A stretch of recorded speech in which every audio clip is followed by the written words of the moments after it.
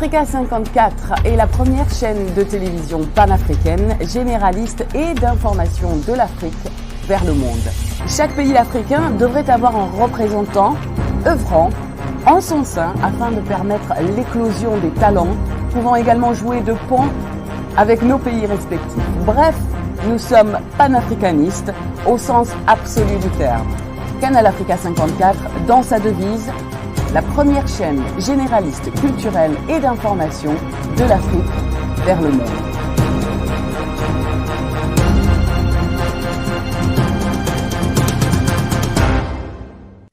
Canal Africa 54 will give to Africans and Afro-Caribbean what they have long been waiting for, expression of their own voice alongside the Western media and elsewhere in the globe.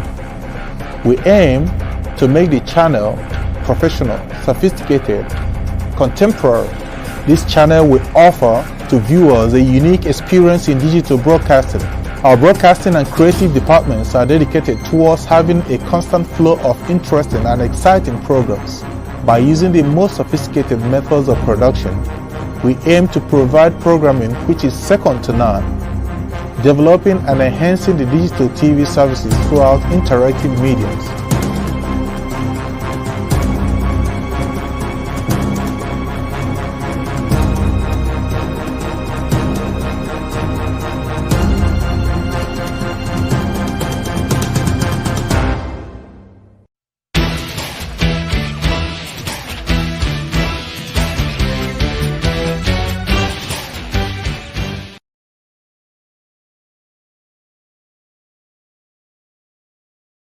Bonsoir et bienvenue à Géopolitique, votre émission d'actualité politique sur le continent africain. Comme d'habitude, nous allons encore parler une fois de Béni. Béni qui est ensanglanté depuis quelques semaines actuellement. Béni qui continue à pleurer ses morts, à pleurer ses militants, à pleurer les enfants de cette contrée justement qui militent au quotidien pour que la justice revienne. La justice revienne en même temps que la sécurité qui est devenue aujourd'hui la quête de toute cette population de l'Est, est une manne. C'est une manne justement à laquelle la plupart des gens ne se rendent pas compte de cris et lamentations que lancent les enfants de Béni. Aujourd'hui, les informations qui nous parviennent nous indiquent des morts, un mort encore à Béni, suite à une manifestation qui a été organisée. Dans les territoires de Béni, on note un mort et 2 blessés dans la ville de Béni. Voilà. Pourquoi? Parce que le départ justement de la MONUSCO est toujours la recommandation, est toujours la règle numéro 1 actuellement, la revendication principale pour laquelle les habitants de Béni et de toute la contrée sont en train d'exiger. Mais aujourd'hui, ils ont reçu le représentant de la MONUSCO qui serait arrivé à Béni aujourd'hui, justement pour trouver des pistes de solutions à tout ce qui se passe dans cette partie de la République démocratique du Congo. Et pour éclairer cette situation, pour nous en dire un peu plus, en tout cas, il nous dit ce qui s'est réellement passé dans cette partie de la République du Congo. Nous avons en duplex ce soir M. Fabrice Moulouahali. Moulouahali, j'espère qu'il va nous donner la bonne prononciation. Mais est-il que c'est un étudiant en droit public interne et international. Voilà, c'est un étudiant, c'est un universitaire. Il est donc à l'université, faculté de droit, où il est justement très actif. Il va nous donner sa version des faits parce qu'il a vécu les événements, il était parmi les manifestants et donc ce sont ces genres d'informations dont on a besoin pour informer le grand public et surtout ceux qui vivent dans la diaspora à l'étranger. Voilà, nous allons recevoir donc M. Fabrice Moulouahali qui va essayer de nous expliquer en gros qu'est-ce qui s'est passé réellement. Bonsoir M. Fabrice. Bonsoir à vous.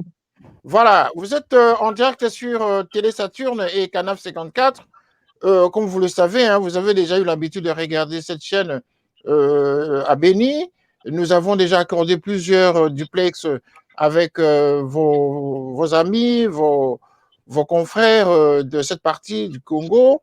Cette partie qui est meurtrie aujourd'hui et dont nous sommes vraiment très sensibles et à laquelle nous sommes vraiment intéressés à relayer l'information par rapport aux problèmes qui vous arrivent. Monsieur Fabrice, pouvez-vous nous dire qu'est-ce qui s'est passé réellement aujourd'hui à Béni et dans le territoire de Béni? Merci beaucoup pour cette occasion que vous nous accordez ce soir et essentiellement pour cette attention particulière que vous accordez à la République démocratique du Congo et dans la région de Béni, ça nous va droit au cœur. Comme vous l'avez annoncé, nous avons reçu la visite de Madame Bintou Keïta et la représentante secrétaire générale des Nations Unies RDC. Et les venus en principe rencontrer le groupe des manifestants qui demandent accord et accès par de la MONUSCO. Par malheur, ou s'il faut dire ainsi, il faut préciser qu'elle n'a pas rencontré les manifestants, parce qu'exactement pendant que les militants de la Lucha voulaient se rendre vers les installations de la MONUSCO à Beni, à Bolikene, ils ont rencontré une farouche résistance de la police nationale congolaise qui a d'ailleurs amené à 2 blessés en balles en caoutchouc, c'est-à-dire en gaz lacrymogène, et 6 interpellations, 3 filles et 3 garçons. Ils viennent de passer leur première nuit au cachot de la police ou au cachot de la police ville de.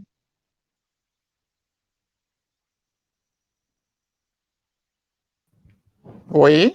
Et qu'est-ce qui s'est passé ensuite par rapport au territoire? Il s'est passé aussi dans le territoire là-bas un mort. Qu'est-ce qui s'est passé réellement pour qu'il y ait ce mort-là? Qu'est-ce qui s'est passé? Alors, c'était dans le même angle d'idée. Oicha, c'est les lieux où il y a eu décès d'un manifestant. C'est le chef-lieu du territoire de Beni. Alors, le matin, pendant que les manifestants descendaient déjà dans la rue pour exiger le départ de la MONUSCO et le retour de la paix Beni, ils se sont butés à une agression sanglante ayant entraîné le décès de l'un des. Alors, lorsqu'il y a toutes ces manifestations, quel est le comportement, quelle attitude adoptent les autorités locales, les autorités administratives, les autorités, la mairie de Béni, le gouvernorat, lorsqu'ils voient tous ces morts actuellement, le sang qui coule comme ça dans la ville de Béni? Quelle responsabilité, quel comportement adoptent-ils justement par rapport à tout ce qui se passe? Ils sont restés passibles, sans réaction, ou c'est plutôt vous, manifestants, qui êtes beaucoup plus virulentes par rapport à votre manière de vous comporter? Qu'est-ce qui s'est passé réellement? Il faut d'abord préciser que la liberté des manifestations elle est garantie par la Constitution, notamment l'article 26 de la Constitution de la RDC. Mais toutes ces manifestations doivent être organisées dans le strict de la loi. Alors, il n'y a pas longtemps, le gouverneur de la province du Nord Kivu a sorti une décision interdisant toutes les manifestations sur l'étendue de la province du Nord Kivu, mais une décision qui a du mal à se faire consommer par la population et tous les manifestants. Quant au maire de Beni, il est resté indifférent face aux manifestations et malheureusement, il procède à des intimidations en utilisant pour émettre des mandats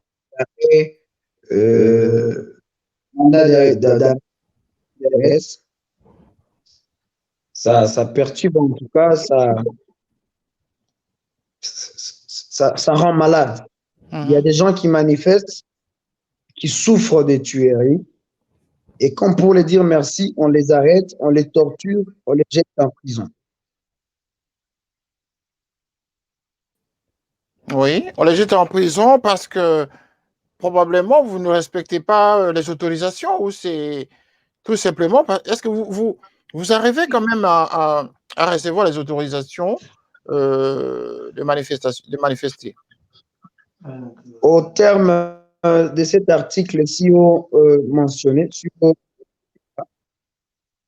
nous sommes sous le régime d'information et pas sous le régime d'autorisation. Ça veut dire que les organisateurs des manifestations doivent seulement informer les autorités administratives et cette information ne nécessite pas une autorisation.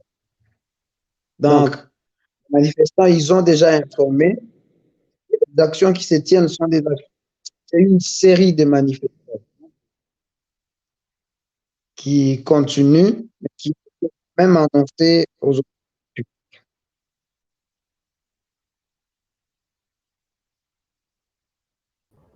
OK.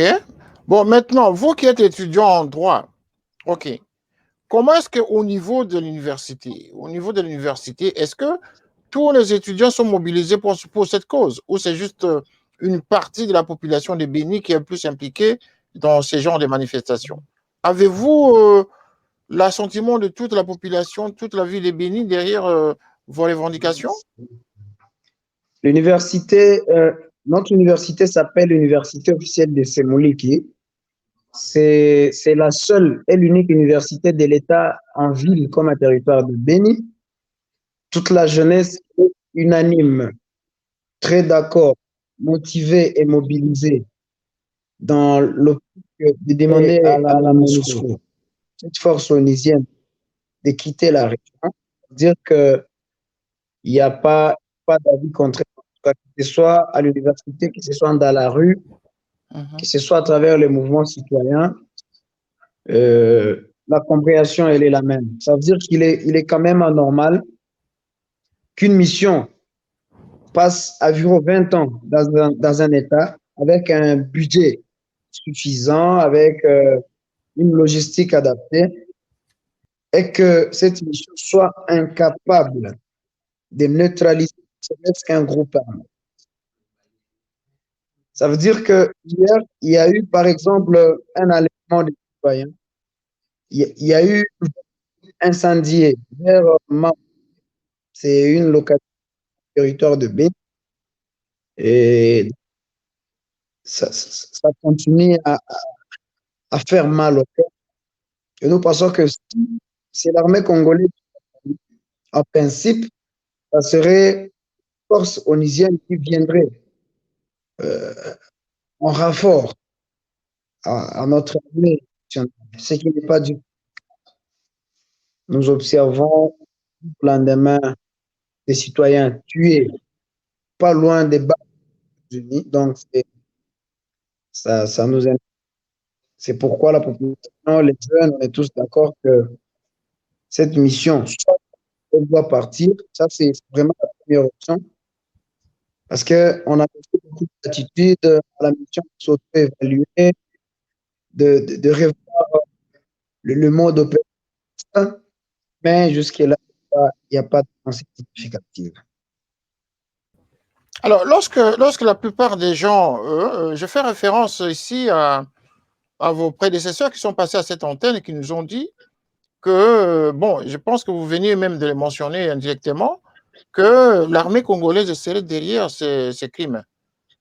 Si crime il y a, bon, au moins on voit les sangs qui coulent, il y a des morts qui tombent. Est-ce que vous avez la même lecture? Faites-vous la même lecture que vos prédécesseurs qui sont passés à cette antenne? C'est l'armée vraiment Et congolaise, la police congolaise qui est impliquée dans les assassinats dans ce territoire-là. Qu'est-ce qui s'est passé réellement? il n'est pas donc facile de dire que l'armée est impliquée dans ces tueries, mais il faut quand même préciser qu'il y a certains officiers dans l'armée qui sont soupçonnés d'être en mèche avec les ennemis. C'est la raison pour laquelle on remet en cause ou en doute l'efficacité de l'armée parce qu'elle serait infiltrés par des individus de mauvaise foi qui sont en connivence avec les rebelles. Quand vous dites les individus de mauvaise foi, vous faites allusion à quels individus, quel type d'individus? Des Je Congolais ou parle des de infiltrés, des étrangers? Il faut nous préciser cet élément. les deux en tout cas. On peut toujours avoir des officiers étrangers, mais se trouvant dans l'armée congolaise. On peut aussi avoir des officiers congolais d'origine et de nationalité, mais qui sont avec l'ennemi. Ce sont des trucs de réalité que nous avons connus au cours de ces opérations, ce qui freinerait d'ailleurs un tout petit peu le progrès de ces opérations. Alors, quelles sont actuellement les dispositions qui sont prises par, d'une part, le gouvernorat à Goma et également la représentation, les représentants de la MONUSCO sur place? Est-ce qu'ils ont trouvé quelques pistes de solutions pour pallier à cette difficulté, à ce problème-là? Le problème qui n'en finit Aucune pas. piste, aucune piste. C'est d'ailleurs la raison pour laquelle vous allez entendre avec tous les autres manifestations continuent jusqu'aujourd'hui. C'est parce qu'exactement les acteurs nécessaires n'arrivent à trouver une solution rapide. OK. Maintenant, quand on voit la présence de la MONUSCO qui est à l'est du Congo depuis plus de 20 ans actuellement, vous êtes jeune, probablement quand la MONUSCO est arrivée au Congo, vous étiez encore, en tout cas, très jeune encore. Maintenant que vous avez grandi avec la MONUSCO de ce côté-là, pouvez-vous nous donner votre expérience de la présence de la MONUSCO depuis que vous l'avez connue? Je crois l'avoir déjà mentionné dans mon allocution.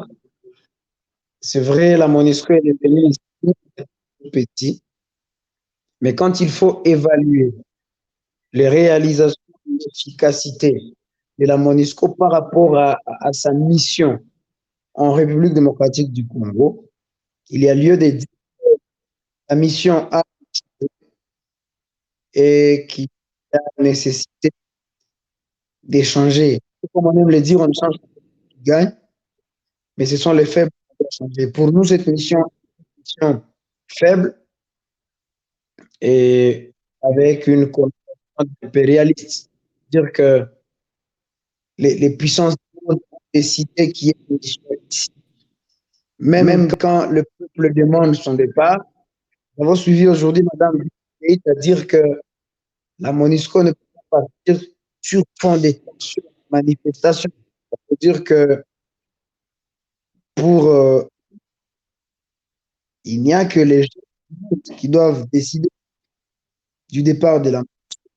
On se méfie des revendications de la population, c'est douloureux. OK. Et donc, comment envisagez-vous la vie à l'est du Congo, plus précisément dans les territoires de Béni? Comment envisagez-vous la vie sans la MONUSCO? Parce que vous revendiquez, vous Alors, voulez que la MONUSCO quitte. tout ce qu'il faut dire, c'est que ce sera une première expérience et on est tous tentés de voir ce que ça va donner, cette vie sans la MONUSCO à Béni, pour que nous sachions le degré d'efficacité, le degré de travailler de notre propre armée. Mais déjà que vous dites que Il est l'armée, vrai que oui, la MONUSCO intervient dans certains autres domaines, oui, notamment la construction de certains ponts en ville, la dotation du carburant à la police. Mais pour la population de Béni, ces aspects, ces domaines dans lesquels la MONUSCO intervient, ce sont des domaines subsidiaires. La priorité pour le peuple, c'est d'abord la sécurité, la sécurité, la paix, la tranquillité. Donc, en un mot, la MONUSCO arrive quand même à poser certains actes de développement dans la contrée? C'est ce que vous voulez nous dire? Il existe certains actes, oui, mais qui ne sont pas, en tout cas, un besoin imminent pour la population à ce stade. Pouvez nous énumérer ces actes, quoique pas importants pour Alors, vous? il y en a en tout cas, il y Mhm, en a, mhm. il y en a. C'est important de le Et souligner, bon, hein? je viens de parler de la construction de certains ponts, de certains bureaux, des, du ravitaillement des carburants à la police. Ravitaillement de carburant à la police, c'est-à-dire la MONUSCO fournit du carburant à la police congolaise qui se retourne contre vous. C'est ça? Exactement. C'est vrai, la MONUSCO produit, ravitaille du carburant à la police. Mais comme je l'ai dit, c'est pas un besoin imminent pour la population. Ce qui importe le plus pour le moment, c'est, c'est cet aspect sécuritaire qui est indispensable pour.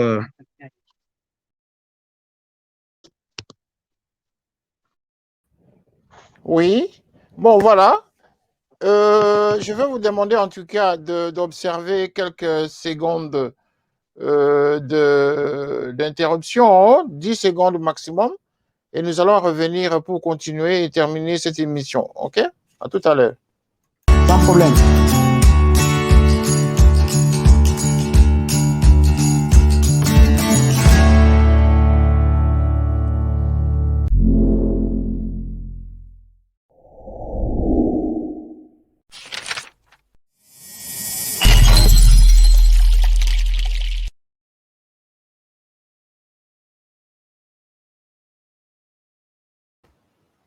Merci.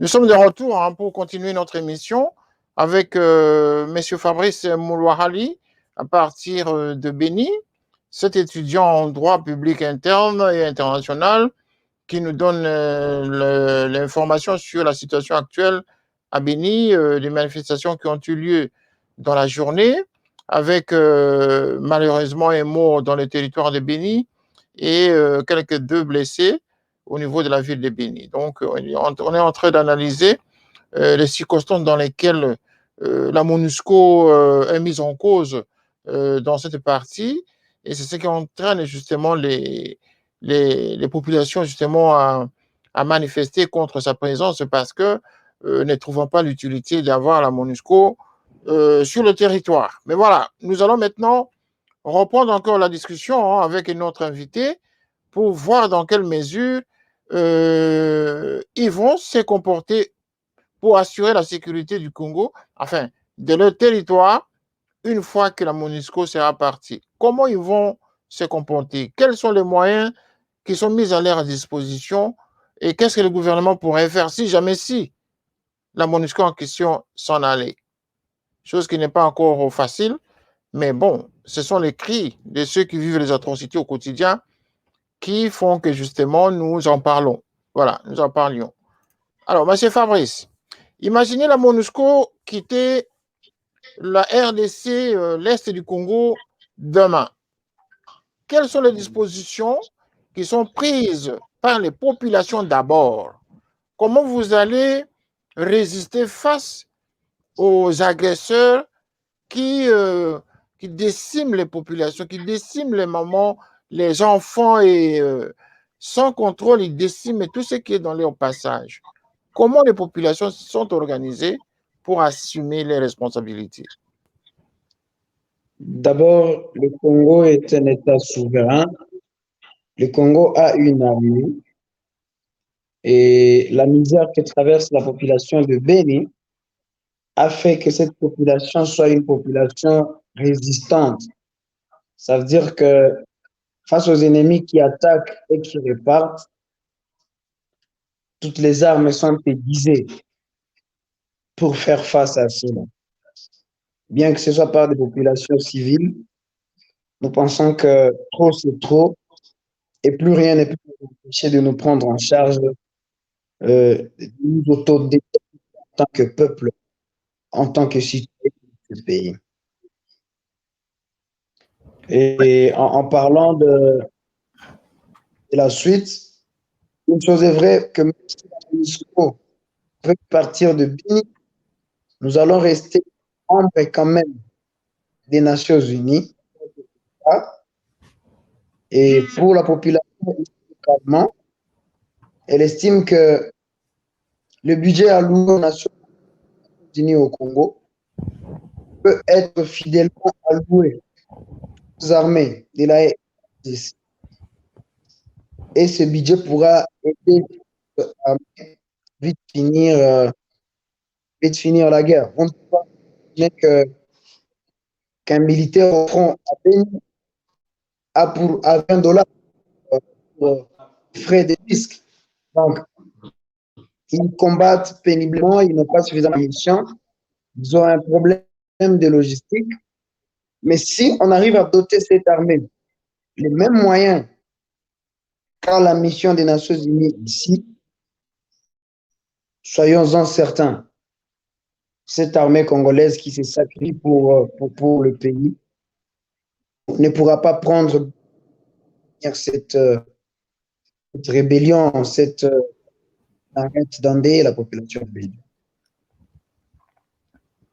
Mais lorsque d'une part, vous-même, vous reprochez le comportement de certains éléments de cette armée congolaise et qu'en même temps, vous pensez qu'elle est efficace, vous ne voyez pas une certaine contradiction dans votre propos? C'est une question d'organisation. C'est-à-dire?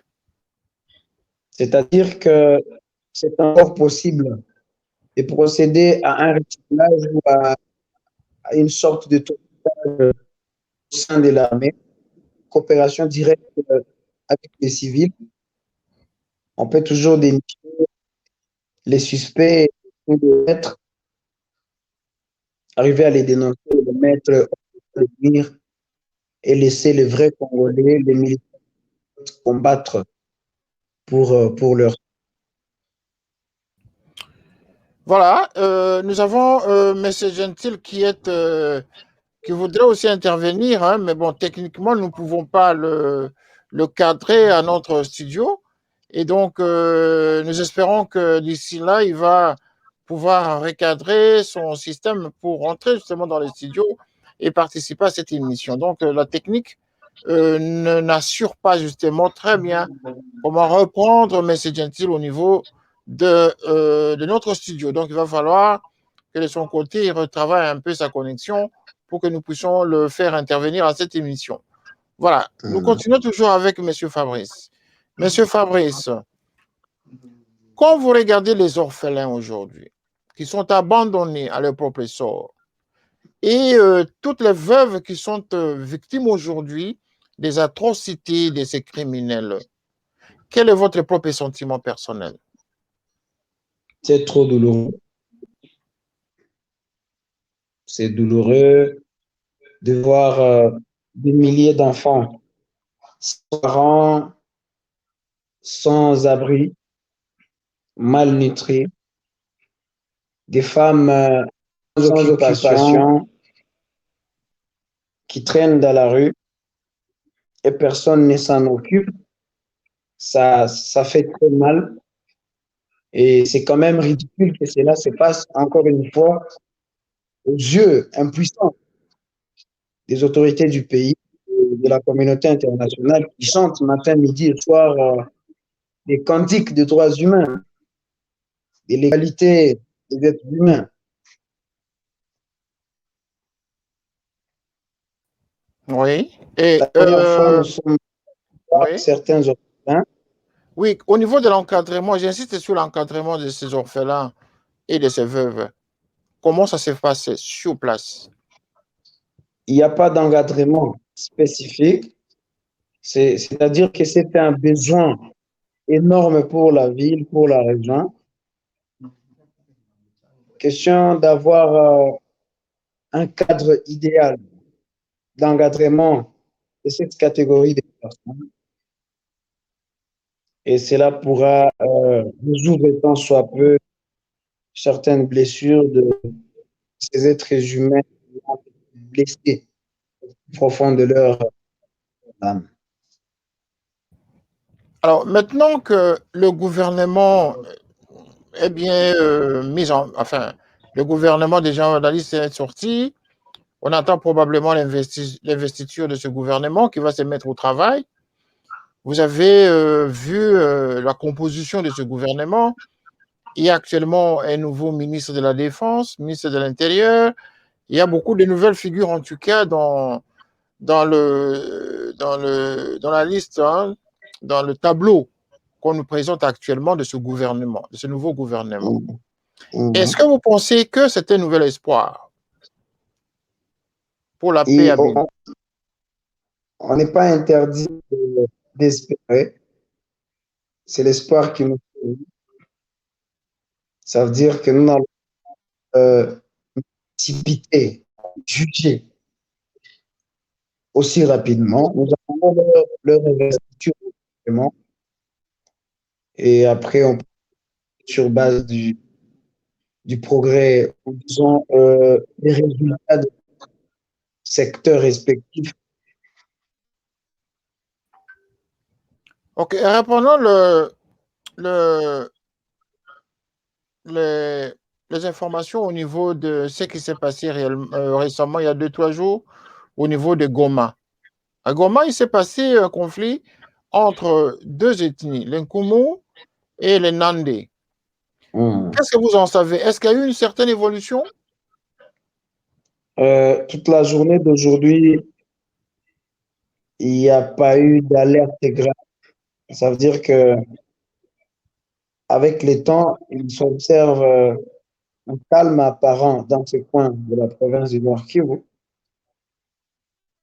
C'est là à l'issue d'un couvre-feu qui a été imposé à la population dans cette contrée.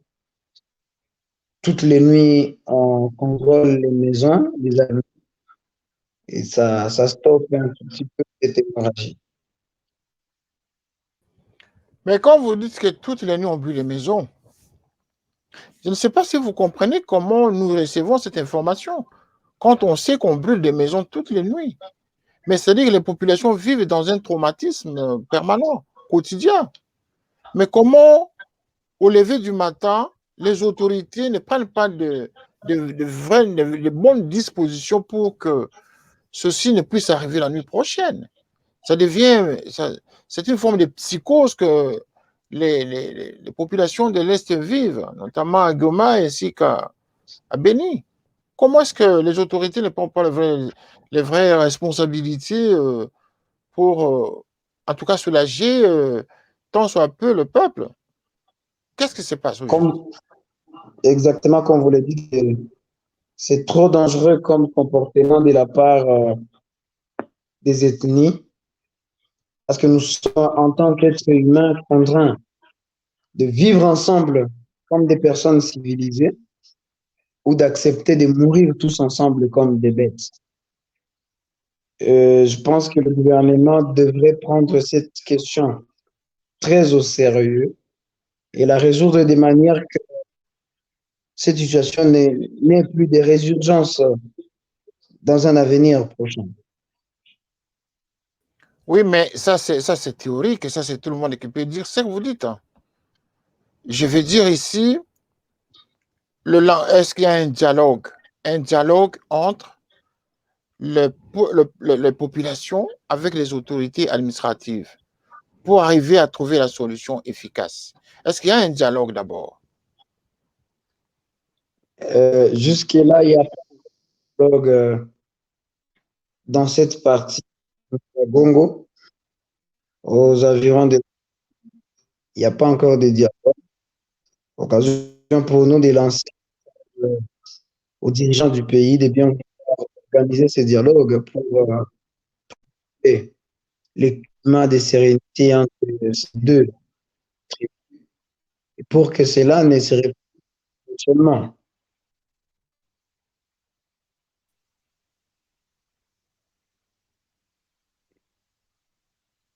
Pour que cela fonctionne normalement, vous dites, et c'est justement l'apport de tout le monde qui pourrait amener la paix dans cette partie de la République. il faut qu'il y ait finalement un vrai dialogue entre les autorités administratives, politiques et les autres pour trouver une formule qui pourrait aider toutes les parties justement à retrouver une certaine accalmie. Et si ce dialogue n'est pas possible, alors que oui, le gouvernement fait des efforts, il y a eu un moment où il n'y a pas eu de gouvernement, vous vous êtes plaint pour ce fait-là, maintenant qu'il y a un gouvernement, est-ce que vous ne pensez pas que finalement, les deux camps devraient au finish dialoguer, y compris avec ceux justement qui, nous savons que c'est un débat tellement, c'est une situation politique au haut niveau, mais au final, ce sont les victimes. Les victimes, c'est vous, c'est le peuple, c'est les civils, c'est les innocents qui tombent tous les jours. Donc, il n'y a pas une autre façon de résister, il n'y a pas une autre façon de conscientiser tout le monde pour qu'il y ait finalement une résistance à tous les niveaux, une résistance intellectuelle, je veux dire. Il n'y a pas moyen. Quand la misère est trop grande et que s'ils doivent aider le peuple à résoudre ce problème, n'y arrivent pas. Cela expose la population à une violence sans précédent. C'est pourquoi nous ne devons pas nous attaquer aux effets, nous devons nous attaquer aux causes.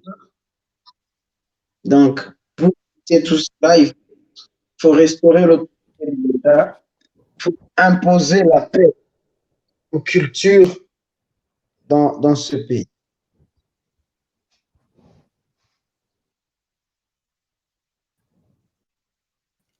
OK. Bon, je pense que vous avez quand même dit des choses essentielles. Vous avez quand même parcouru toute la situation. Mais je vais demander toujours à Monsieur Gentil de bien fixer sa connexion parce que la technique est en train de le rappeler, mais simplement, on ne sait pas le retrouver. S'il pourrait se reconnecter autrement, justement, en suivant la procédure technique, parce qu'on ne sait pas le répondre à l'antenne. C'est pour cela qu'on ne peut pas justement le faire intervenir. Donc, techniquement, il y a un petit souci de son côté. Voilà. Mais nous y travaillerons. Il faut que de son côté aussi, il fasse un effort justement de refaire la procédure et de se connecter encore une fois dans notre studio. Voilà. Nous allons continuer pour terminer avec M. Fabrice. Monsieur Fabrice, quelles sont vos attentes maintenant par rapport à ce nouveau gouvernement? Qu'est-ce que vous attendez de ce nouveau gouvernement? Le gouvernement doit avoir des priorités, notamment la sécurité à l'est du pays, la stabilisation de l'économie. Après que la paix soit instaurée, il faudra en tout cas l'économie du pays et commencer à répondre aux besoins de la population de façon progressive. Nous avons besoin de la sécurité, nous avons besoin de l'électricité, on a besoin des hôpitaux, on a besoin de très bonnes écoles, d'universités. On a besoin de l'évolution de la technologie. Ça rentre dans le cadre des populations du monde. Ça veut dire que le gouvernement doit ces aspects énumérés pour apprécier par le peuple congolais. Alors, très souvent, nous entendons que les groupes rebelles qui sont à l'est du Congo sont rebelles la nuit, mais la journée, ils sont des civils. Et parmi lesquels, il y a même les enfants du quartier, les gens tout simplement, par exemple, les bénitiens, dans la journée, qui se transforment en criminels la nuit. Est-il vrai? Alors, il est aussi difficile d'affirmer cet aspect parce que cela s'inscrit dans une logique de victimiser les victimes. Ça veut dire la population de Béni souffre des massacres, vouloir démontrer que c'est cette même population qui se déguise en rebelle la nuit, c'est extrêmement grave comme affirmation. Et pourtant, c'est ce qui est dit, hein. C'est ce qui s'est dit. C'est ce qu'on entend, c'est ce que la plupart de témoignages circulent dans tous les médias, hein. Parce que finalement, on ne peut pas comprendre que la journée, vous avez la paix, mais la nuit, on s'est ciblé exactement des familles ou de personnes à massacrer en une nuit. C'est cela le problème. Comment vous expliquez ça? Comment vous expliquez ça? Mais il n'y a pas que la nuit qu'on tue. Les véhicules qui sont brûlés sont brûlés en plein jour. Dans plusieurs cités du secteur.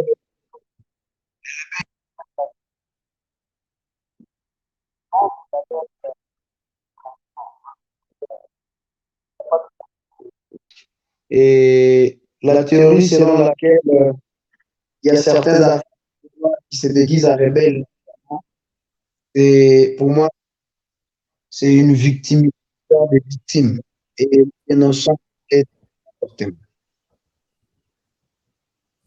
Victimisation des victimes. Exact. Ok, ben écoute, je ne suis pas en train de rire, hein, mais je suis en train de trouver la formule enjolivée, une formule justement qui porte à confusion pour certaines personnes. Mais bon, c'est une façon de dire tout simplement que vous êtes plus victime que bourreau. C'est un peu ça. Ça veut dire que, oui, exactement. Ça veut dire qu'il est quand même inhumain d'accuser un fils qui a d'être lui-même l'auteur de la mort. Voilà, ben c'est ça, mais nous avons compris. Alors, on nous a parlé également d'Nkumu. Vous n'avez pas bien expliqué la situation d'Nkumu. L'Nkumu dont on a parlé, l'autre fois, on nous a dit l'Nkumu, ce sont des Rwandais qui seraient venus au temps de Laurent Désiré Kabila. Mais par contre, certaines personnes nous disent non, les Nkumu, ce sont des Congolais qui vivent au Congo. C'est une des tribus qui vivent au Congo depuis longtemps. Et qu'est-ce qu'il en est au juste pour vous? Vous, en tant qu'étudiant, est-ce que vous avez une information à nous donner par rapport à cette tribu Nkumu? Le Congo est un pays exceptionnel avec plus de 400 ethnies, mais il se pose encore une difficulté d'interprétation des textes autour des temps et des nationalités, notamment sur ceux qui se sont retrouvés sur le territoire congolais avant l'indépendance et qui, par ce motif, sont devenus congolais conformément à la législation congolaise, hein. Alors, il est vrai, à un certain moment, la population développe des antipathies avec certaines populations essentiellement d'origine rwandaise, parce que le Rwanda est toujours indexé de droit d'être l'un des celles derrière l'insécurité au nord. Et vous pensez que ce rapprochement avec le Rwanda est un faux procès pour le Rwanda? Le Rwanda n'a jamais joué un franc jeu, hein, avec le Congo. C'est-à-dire le M23, déjà en 2012, pouvait être de l'obédience rwandaise. Le FDLR, les Ndirahamwe, ils sont tous des Rwandais, mais qui, quelque part, l'autorité internationale nous a demandé, ou exactement a demandé aux dirigeants congolais ou zaïrois à l'époque, de les recevoir comme des députés sur le territoire congolais. Et ceux-ci sont devenus plus tard dangereux pour le pays, comme vous le voyez aujourd'hui. Même les ADF-NAL qui sont venus de l'Ouganda pour le Congo, comme des déplacés, non, des réfugiés, disons. Et après, des réfugiés avec armes, ils ont commencé à tuer la population. Donc, on abuse un peu de l'hospitalité des Congolais et ça révolte. Ok. Vous qui êtes jeune, lorsque vous entendez de l'autre côté du Congo, au niveau de vos compatriotes qui sont du côté de l'ouest de la République, vous êtes à l'est, hein? Quand vous entendez du côté, par exemple, de Kinshasa, certains Congolais dire que le Congo est infiltré par des Rwandais. Mais vous qui vivez de ce côté-là, où les frontières vous vivez dans les villes qui sont à la frontière de ce pays-là. Pouvez-vous confirmer qu'effectivement le Rwanda ou les éléments de notre armée sont vraiment, la plupart viennent du Rwanda? Pouvez-vous confirmer le fait que le Congo serait infiltré ou en voie d'être balkanisé? Le plan de balkanisation, il se dit toujours. Et quant à ce qui concerne l'infiltration, cela résulte de toutes les mauvaises pratiques liées au mixage et au brassage. Ça veut dire certains groupes armés trouvent un terrain d'attente avec le gouvernement congolais et ils passent des groupes armés vers la paix. C'est ainsi que vous allez vous trouver avec des officiers, certains militaires de troupes qui sont de l'obédience rwandaise. Donc, ça s'explique. Et ben, il faudra, comme je l'ai dit, l'autorité de l'État, procéder à un recyclage au sein de l'armée. Cela pourra nous... Donc, le recyclage pourrait aider justement à savoir qui est qui et qui devrait justement être loyal par rapport à l'armée congolaise et au peuple congolais et faire le travail pour lequel un militaire devrait normalement faire.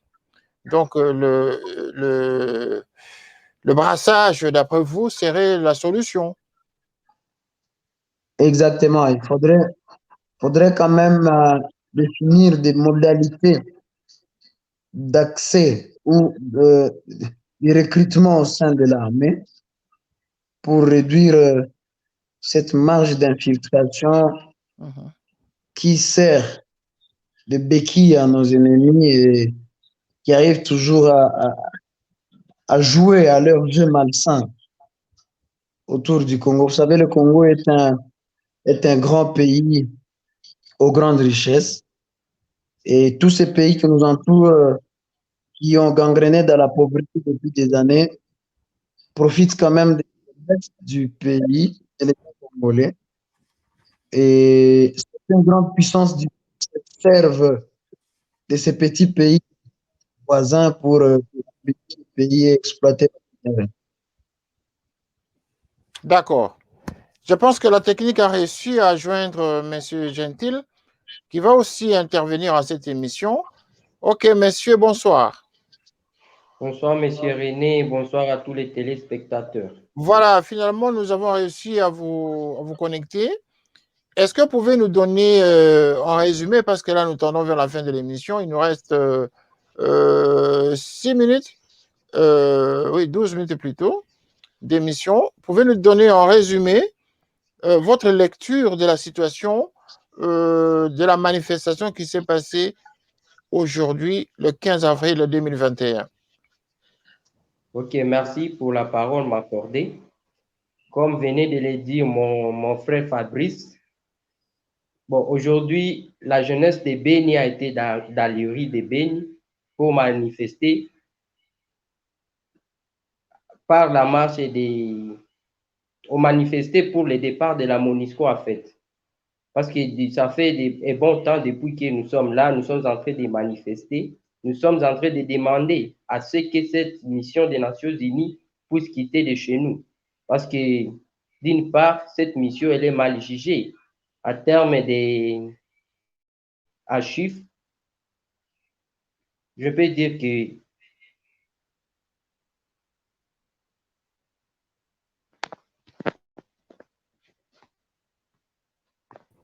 Oui, vous pouvez dire qu'en termes de chiffres, voilà, problème technique toujours là. Nous allons continuer avec M. Fabrice parce que, bon. Monsieur Fabrice, oui, je disais, voilà, il est là. On vous écoute. Oui, je disais, si on me demandait même de juger cette mission en termes de pourcentage, je crois que la mission, je peux l'évaluer à 30%. Parce qu'à terme de sa mission, c'est qu'elle est venue, elle n'a pas pu faire les fiscs. Donc, elle est venue faire une autre chose à part sa mission. C'est maintenant les jeunes manifestés, fort malheureusement, en territoire de Beni, il y a eu perte d'hommes, il y a eu un jeune manifestant qui a perdu sa vie. À ville de Beni, il y a eu quelques blessés, quelques deux blessés et quelques interpellations que nous sommes en train de condamner parce que nous-mêmes, on s'est dit, nous sommes en train de militer pour une cause qui est noble, qui n'est pas uniquement pour le peuple, même l'armée a bénéficié parce que nous sommes en train de chercher un changement radical. Mais nous sommes surpris et déçus lorsque c'est notre propre armée et la police qui ne cessent de nous frapper sur, qui ne cessent de nous réprimer comme des voleurs, comme des assaillants, comme des terroristes. Vraiment, c'est quelque chose qui est très déplorable. Ok, ben, la question est déplorable. Hein? C'est depuis toute la semaine que nous sommes en train de constater cette situation déplorable. Mais bon, la question que nous allons quand même poser, que nous poserons toujours, c'est de savoir quelles sont les responsabilités des autorités administratives et politiques de la région et également vos responsabilités, également vous qui êtes victime numéro 1. Au niveau de la mobilisation, nous comprenons très bien que vous êtes confronté à un mur devant les autorités qui vous empêchent de manifester vos droits. Mais de l'autre côté, nous avons l'impression que l'État ne fait pas assez selon vos attentes. Bon, mais maintenant que le gouvernement est en place, le gouvernement est déjà sorti, nous espérons que les choses vont changer dans l'avenir. Mais maintenant, au niveau de la MONUC, qu'est-ce que vous aimeriez à l'immédiat que la MONUC fasse? Parce que la MONUC semble être dictée par à plus fort qu'elle. Il y a ceux qui commandent la MONUC. La MONUC n'est pas au Congo pour rien. Vous comprenez? Donc, Oui, qu'est-ce je que les comprends Congolais parfaitement. peuvent faire là? Est-ce qu'il n'y a pas moyen de faire un dialogue entre la MONUC, en tout cas le dialogue pacifique, voilà, que l'affrontement. Bon, Monsieur René, comme vous pouvez bien le constater, c'est depuis un bon temps que le peuple congolais est confronté à ce genre de questions. Ce ne sont que des dialogues qui n'aboutissent à rien. Mais ce que nous voulons que la MONUC fasse, nous voulons juste son départ. Parce qu'on ne veut plus d'elle ici. On ne voit plus vraiment, on ne peut plus la supporter. On a assez supporté. Imaginez, pendant 21 années, supporter une mission qui était venue avec un seul objectif, nous ramener la paix. Surtout, un objectif de protéger les populations civiles. Mais imagine, aujourd'hui, qu'est-ce qui se passe? Ce ne sont que les victimes, les civils qui sont délaissés, qui sont massacrés. Fort malheureusement, à quelques mètres de leur base. Nous-mêmes, on s'est dit que cette mission a failli à ses objectifs en réalité. Peut-être que vous reprochez la MONUC par mauvaise interprétation de sa mission. Parce que par définition, cette MONUSCO plutôt est venue au Congo pour maintenir la paix et non pas pour faire la guerre. C'est ça le problème. Bien sûr. Sa mission, Maintenir c'est la de paix, maintenir la paix sans bien sûr, faire la guerre, c'est-à-dire être au milieu. et la protection des civils. Il ne faut pas Oui, oublier cet aspect. Maintenir la oui. paix et la protection des civils. Mais Sans les faire la civils, ce guerre, sont sans ceux qui faire sont la les guerre. ce sont les civils qui sont les premières victimes. Imaginez lorsqu'on parvient à égorger à quelques mètres de leur base. Cela veut dire qu'ils ne fassent pas bien leur travail. S'ils le faisaient bien, on ne devrait pas massacrer. Il y a des cas majeurs là où ils sont obligés d'intervenir. S'ils trouvaient en train de les égorger, en train d'égorger, là, ils seront confrontés, seront obligés d'intervenir. Mais ce qu'ils sont en train de faire, vraiment, ça ne nous arrange pas. On s'est dit que trop, c'est trop. On a beaucoup supporté qui doivent seulement dégager, c'est clair. Alors, je vais vous poser la question, la dernière question pour terminer cette émission. La question que j'ai posée à votre collègue tout à l'heure. Si jamais la MONUSCO quittait le Congo demain, quittait complètement la région de l'Est demain, y compris Béni où vous êtes, hein, comment vous allez vous y prendre devant tous ces criminels qui attaquent nos villages, le village et les innocents? Comment vous allez vous y prendre après leur départ? Après leur départ, nous allons juste observer. Si la même situation persiste, nous allons nous prendre à charge. Parce que nous-mêmes, on s'est dit, nous allons seulement demander à ce que l'armée puisse laisser, à ce que nous, populations civiles, nous prenons en charge. Nous utilisons tout ce qui est nécessaire pour nous protéger, parce que nous sommes menacés. Et la protection, je ne crois pas utiliser tout ce qui peut nous protéger serait un problème. Je crois que c'est l'unique solution que nous pouvons avoir. C'est-à-dire que vous allez vous prendre en charge une fois que la MONUSCO aura quitté le territoire congolais. Et pendant ce temps, vous allez d'abord observer les caprices du gouvernement ou les caprices des agresseurs, ceux qui vous menacent. Et pendant ce temps-là d'observation, vous pensez vraiment que tous ces groupes rebelles vont rester tranquilles?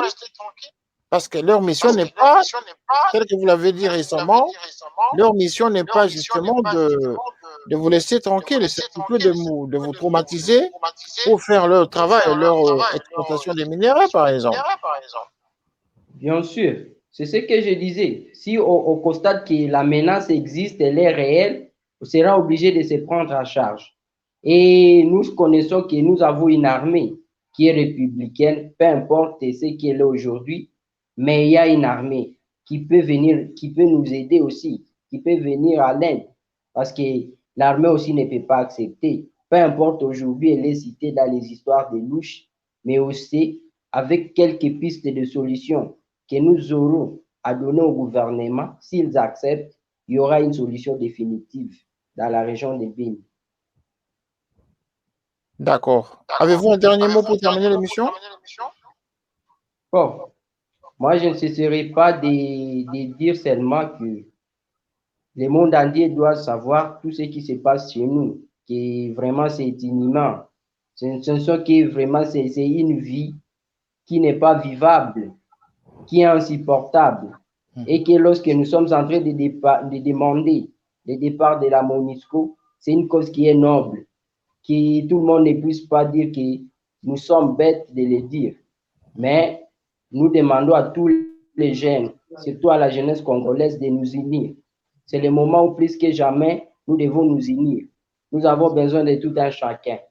À la diaspora, ils doivent savoir que chez eux, ça brille. Donc, ils ne doivent pas, même s'ils sont lésés aujourd'hui, ils sont à l'aise, ils dorment bien, mais ils doivent savoir qu'ici, chez eux, il y a un problème sérieux. Ils risqueraient de trouver, il n'y a plus personne. C'est pour cela ils doivent chercher aussi leur solution. Chacun doit apporter sa solution là où il est. Il doit faire ce qu'il doit.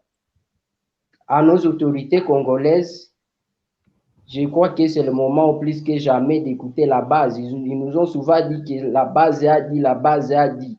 Cette fois-ci, la base a demandé la paix. C'est le moment plus que jamais, ils doivent nous accorder cette paix qui n'est pas négociable, qui est notre droit. Et aux prises à charge de ces victimes des massacres, je demanderai au gouvernement de penser à ces gens parce qu'ils ont besoin d'une seconde chance quand même. Ce sont des enfants orphelins délaissés, les veuves, ainsi que quelques femmes violées, ainsi que des personnes de bonne volonté, partout où ils soient dans le monde entier. Ils doivent penser à ces enfants. C'est ce que je dirais à dernier mot. Voilà, merci, merci. Nous allons terminer avec M. Fabrice. Votre dernier mot, M. Fabrice. Lumumba disait, le Congo est grand, et biche de notre.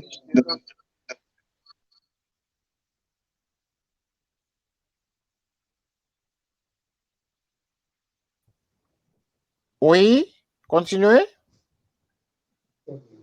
Nous devons unir comme un seul homme pour un pays fort en venant en aide aux compatriotes qui souffrent de ces tueries et en mettant fin à ces tueries. Il y a des milliers de Congolais, des milliers d'orphelins, des milliers de veuves et de veufs qui ont vivement besoin pour leur servir. Et que Voilà. l'État congolais instaure l'autorité de l'État. Voilà, instaure l'autorité de l'État. Merci, M. Fabrice Moulouarali. Merci beaucoup. Hein. Merci d'être venu à cette émission et surtout d'avoir apporté un témoignage très touchant, un témoignage justement qui concorde avec les réalités sur place à Béni. Merci en tout cas. Nous espérons que la paix va revenir bientôt et que la concorde, la paix, la sérénité va revenir dans toute la zone de l'Est avec l'arrivée de ce nouveau gouvernement.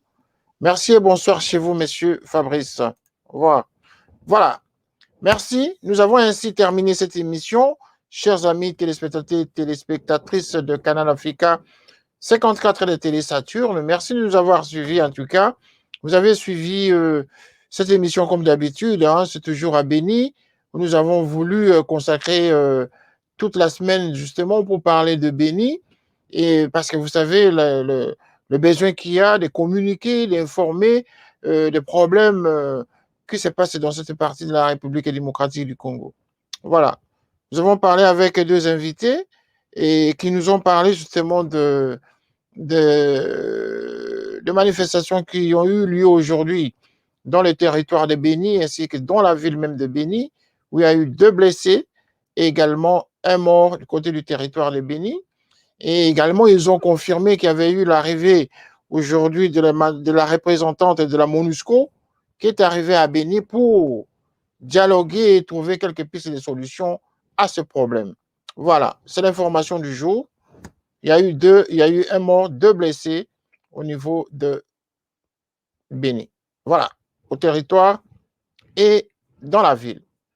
Voilà, nous avons ainsi terminé cette émission comme d'habitude. Demain, nous reviendrons encore avec un autre sujet dont on ne vous annonce pas encore, mais bon, déjà dans la journée, vous allez suivre une belle émission demain, une émission en tout cas très intéressante. Merci de nous avoir suivis. Restez en tout cas la main levée vers le ciel en implorant la grâce de Dieu Tout-Puissant pour qu'il fasse revenir ses bénédictions et ses béatitudes, sa grâce sur le territoire de la République démocratique du Congo, pour que la paix revienne à l'est du Congo, pour que la paix revienne dans tout le territoire, pour que les Congolais revivent une autre vie, pour que le discours change dans la bouche du Congolais, pour que les Congolais parlent notre langage, parler plutôt du développement que de parler uniquement tout le temps de la paix, la paix, la paix. Voilà, donc que Dieu qui a créé l'humanité, que Dieu qui a créé le Congo, et que ce Dieu qui nous a tous créés, nous qui vivons en tant qu'êtres humains, que ce Dieu-là nous amène la paix pour une bonne sérénité parmi nous. Merci de nous avoir suivis. Nous avons eu quelques écrits, quelques messages ici. Mais bon, nous ne pouvons pas, l'émission n'est pas destinée à lire des messages. Merci en tout cas pour tous ceux qui nous ont suivis, tous ceux qui écrivent dans notre boîte mail.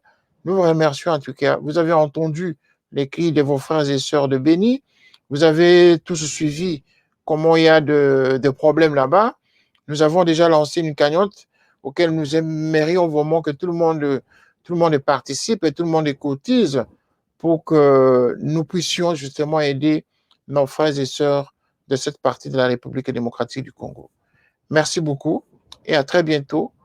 Merci et continuez à regarder nos programmes de Télé Saturne et Canal 54. Au revoir et à demain.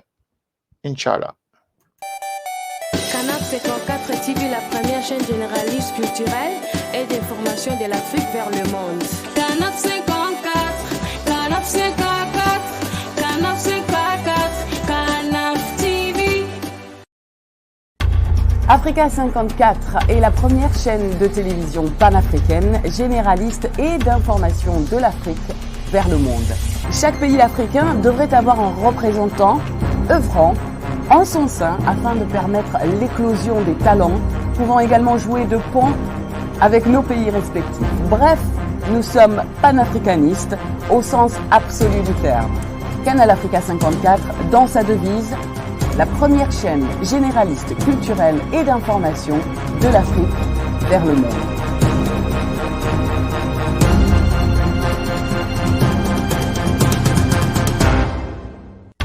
Canal Africa 54 will give to Africans and Afro-Caribbean what they have long been waiting for, expression of their own voice alongside the Western media and elsewhere in the globe. We aim to make the channel professional, sophisticated, contemporary. This channel will offer to viewers a unique experience in digital broadcasting. Our broadcasting and creative departments are dedicated towards having a constant flow of interesting and exciting programs. By using the most sophisticated methods of production, we aim to provide programming which is second to none, developing and enhancing the digital TV services throughout interactive mediums.